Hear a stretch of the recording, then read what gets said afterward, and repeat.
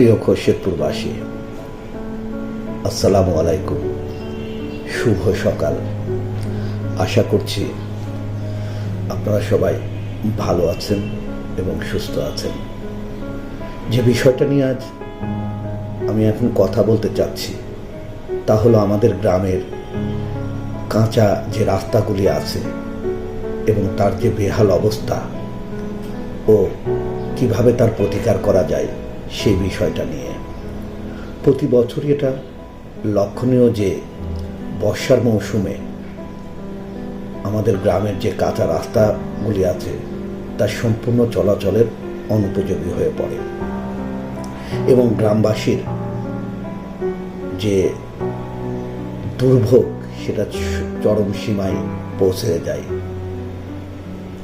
রাস্তাগুলির এই যে বেহাল অবস্থা, এটার জন্য কিন্তু আমরা গ্রামবাসীরা দায়ী না। এটার জন্য দায়ী এই গ্রামের মধ্যে দিয়ে ইট ভাটার যে বড় বড় গাড়িগুলা চলাচল করে বিক্ষিপ্তভাবে, সেটার জন্যই কিন্তু রাস্তার এই বেহাল অবস্থা হয়। কারণ আপনি যদি লক্ষ্য করেন, এটা দেখা যায় যে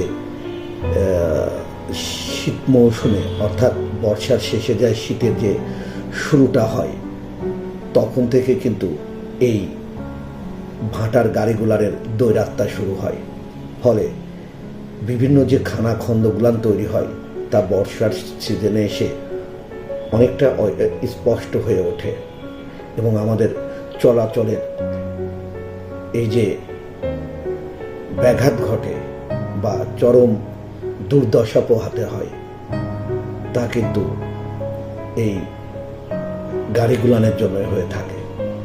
তো তাহলে এটা নিরসনের পথ কি? আমি যেটা মনে করি যে আমরা গ্রামবাসী সবাই সম্মিলিতভাবে আমাদের যে ভাটার মালিক আছে বা মালিকেরা আছে তাদের সাথে আমরা বসতে পারি, যে তাদের কারণে রাস্তার যে ক্ষতিগ্রস্ত হয় এবং আমাদের যে জনদুর্ভোগ, এটা নিরসনের জন্য আমরা একটা সুন্দর সুষ্ঠু পথ খুঁজে বের করতে পারি। প্রিয় খোরশেদপুরবাসী, ভালো থাকবেন, সুস্থ থাকবেন। আবার দেখা হবে। আল্লাহ হাফেজ।